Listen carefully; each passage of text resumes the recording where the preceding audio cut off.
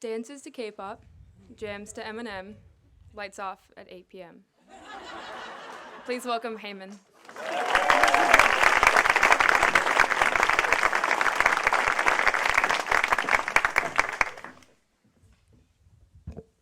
What a cold evening.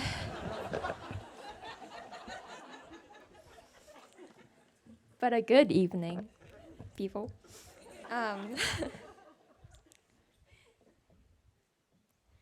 I'll graduate in an hour or less. I'll go back to my dorm room, get my suitcases, and leave for my midnight flight. Tomorrow is a day of yearbook signing, which I'll be sad to miss. Yearbook signing is one of my favorite activities of the year. Why so? Well, because it is the only opportunity to write and share honest thoughts with someone. And it becomes more and more meaningful to you as your time at Oak Grove draws to its close. I bet you want to thank your friends and tell them how this year went better because of them. And I bet you guys want to see how their school year went better because of you. From my old yearbooks, I learned that I was someone's child for a year, a person who someone was glad to be friends with, and the nicest person someone's ever met. Anyway, the point is not that I'm sad because I'll miss the chance to do it. The point is that I made a lot of good memories and good relationships. One night, me and my friend Valentina were struggling with our physics and sorry, Darcy, physics and calculus homework.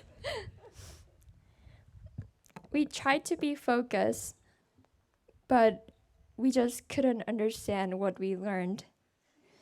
It was really frustrating that we were doing basically nothing for hours. So we planned to take a walk to refresh our minds. However, we were really out of our minds. We did something that we would never have done if we were being normal. We wanted to see Oliver, aka Ollie, one of our dorm parents who was off duty that day. We called him. He didn't pick up. We didn't give up. Valentina video called Eric. Hi, Eric. Video called Eric to find out where Ollie lived. After 2 minutes of walking and laughing hard, we finally found Ollie's house. I asked her, "Are we crazy?" And Valentina said, "Yes, we are." And she shouted out, "Ollie, Lori, Miller, Clay." And I said, "Be quiet." After all this fuss, Lori came out to see what on earth was happening in front of her house. She wasn't mad. She didn't look super surprised. She just said, "Hi, Haemin and Valentina. Come in." And we went in. It felt like a dream. She asked us if we wanted tea or anything, or cold pizza. And later, Ollie and Miller came out and hugged us. It felt like a dream. We talked together like we always did. And I almost cried. I was actually crying a little bit. I was so pleased that they cared so much about us and didn't ask questions, though it was pretty crazy to visit their house at late night without any context. But that's how a real family is like.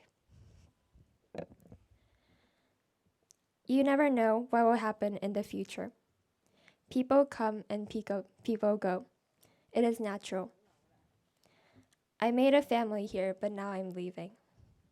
Though it was not planned, people still come and go. I have an experience of leaving abruptly. I was still in Korea in my middle school year, and a friend of mine said she was going to move to another city 3 hours away. My other friends and I were so sad and pretended to be mad. A year later, I decided to go to America, a 12-hour flight away. I didn't tell my friends until I was really close to leaving because I didn't want to spoil the fun. That was not the best thing to do. Look around or don't to think about your friends, or even teachers or staff members. As they are precious to you, you are also precious to them. I hope you can all realize that. And the chance to think that could be tomorrow morning, but who knows, some might not come to school, like me. So instead of signing your yearbook, I'll say here, thank you to those of you who know that I'm talking to you. And thank you to those of you I didn't really know, but I'll still thank you for being the reason who was happy today.